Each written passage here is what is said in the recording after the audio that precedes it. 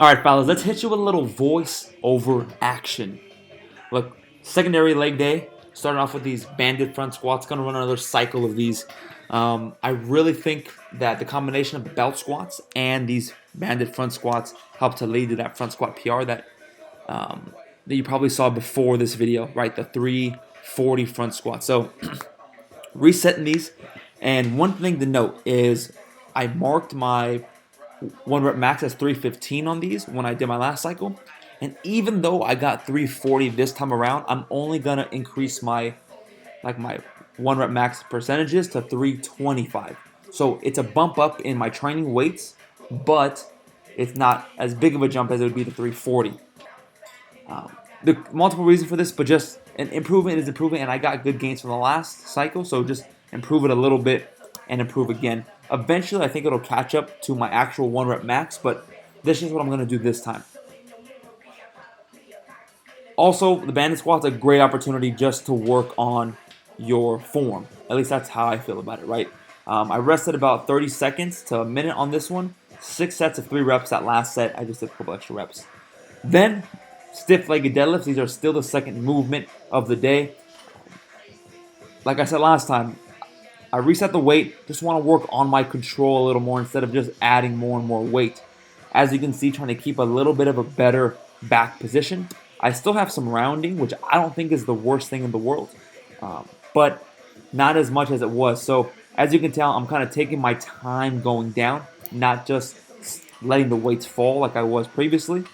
That first set, I really tried to keep a super hard back angle.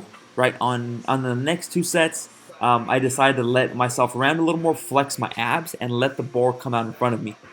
This is just a little thing that I did because when I was doing the other kind, right, really trying to arc my back and keep it in a good position, it made my hips feel a little funny, like it just made my hips feel a little funny. So I was like, okay, I'm still just want the time under tension. Let's round a little more and just flex the abs. Good sets all in all. Did all my sets at 325 this day. I'll decide what I do next time. 325 probably my start weight. Might either just go up or do some weights at higher rep. You'll find out on the next time. Then low back. I damn near broke my back extension machine. Usually my brother's with me on this day. He'll stand on the back extension and we can do our weights.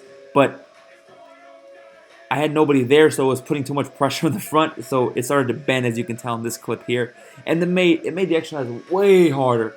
So started loading on the back that way. Because when you hold the plates in the front, it's good. You get a good burn. I think it's a good way to do it.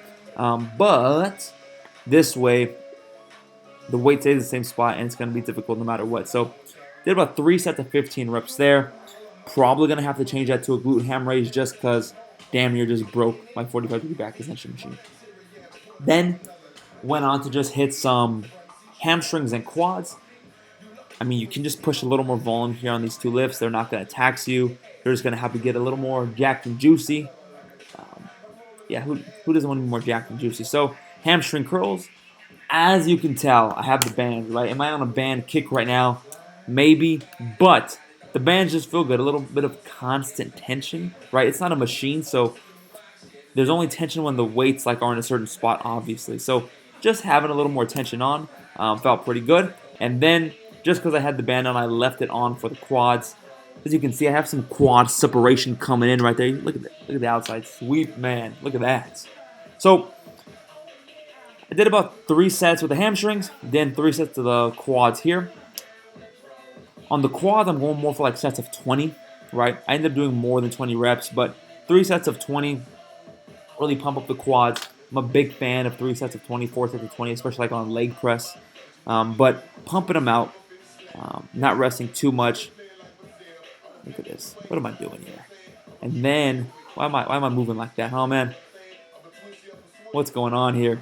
Anyways, then just stretch out the quads a little bit with some sissy squats. So that's the leg session. Good squats, good deadlifts. Hit the lower back, right? You need the lower back to be stronger. No, there's nothing wrong with having your lower back just absolutely strengthened to the max. Then quads and hamstrings, baby. Stay strong. God bless. Hopefully you like that video. Peace. Roman, I'm coming for you.